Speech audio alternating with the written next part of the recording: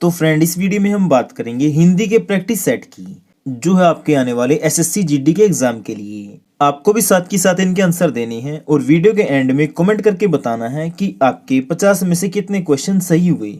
जो SSC GD का exam है उसमें इसी तरह के हिंदी के क्वेश्चन आते हैं। इसके अलावा हमने कंप्लीट हिंदी की वीडियो भी बना रखी है, जिसमें हमने डिटेल में हिंदी को करवा रखा है। उसकी पीडीएफ फाइल का लिंक मैंने डिस्क्रिप्शन में दे दिया है, आप चाहे तो उसे डाउनलोड कर सकते हैं और अपने 20 के 20 क्वेश्चन एसएससी जीडी के एग्जाम में पक्के कर सकते हैं। तो चलिए फिर बिना किसी देरी के आज का टॉपिक शुरू करते हैं। तो हमारा पहला क्वेश्चन है, आचार्य रामचंद्र शुक्ल ने हिंदी साहित्य के इतिहास को कितने कालों में विभाजित किया है? तो इसका आंसर क्या आएगा?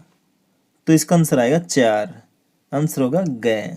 अगला क्वेश्चन है, वीर गाथा काल का समय है, तो क्या समय है ये? तो ये है 1050 से 1375 तक। आंसर क्या होगा? ग। हमारा अगला क्वेश्चन है, राम काव्य धारा में राम को किसका अवतार माना गया है? तो आंसर आएगा इसका विष्णु का। आंसर होगा ख। अगला क्वेश्चन है, निम्नलिखित में से एक विधा हिंदी गद्य की विधा नहीं है, तो इसका आंसर बताइए क्या आएगा? दैनिकी लेखन। आंसर क्या हो गया? ग। नहीं पराग नहीं मधुर, मधु नहीं विकास यही काल, प्रस्तुत काव्य पंक्ति के कवि हैं, तो कौन है ये? तो फ्रेंड, ये है बिहारी लाल। आंसर क्या हो गया? ग। अगला क्वेश्चन है, वह लाचार है क्योंकि वह अंधा है, वाक्य में कौन सा अव्यय है? आंसर क्या होगा? ग।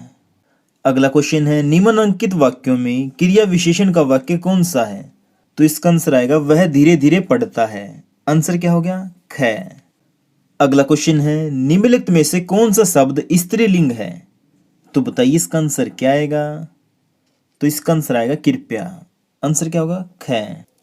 अगला क्वेश्चन है, वचन कितने प्रकार के होते हैं? हिंदी दिवस है, तो कब होता है ये?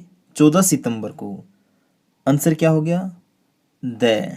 निम्न में से कौन सा बहुवचन अशुद्ध है? तो इसका आंसर आ जाएगा आदत आदतन। संज्ञा सर्वनाम के जिस रूप से क्रिया से उसका संबंध सूचित हो उसे क्या कहते हैं?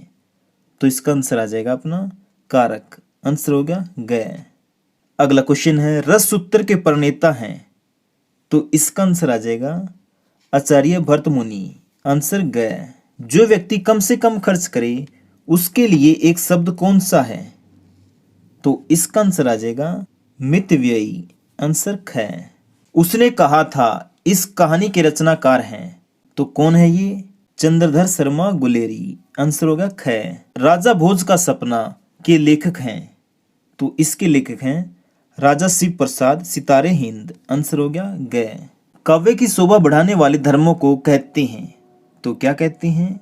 इसे कहते हैं अलंकार। आंसर हो गया ख।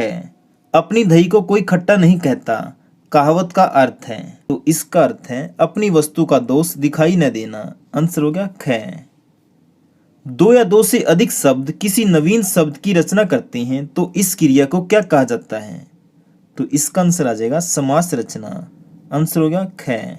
बाबू देवकी नंदन खत्री का उपन्यास चंद्रकांत संत सती है, तो इसका आंसर आएगा तिलिस्मी उपन्यास। आंसर हो गया घ।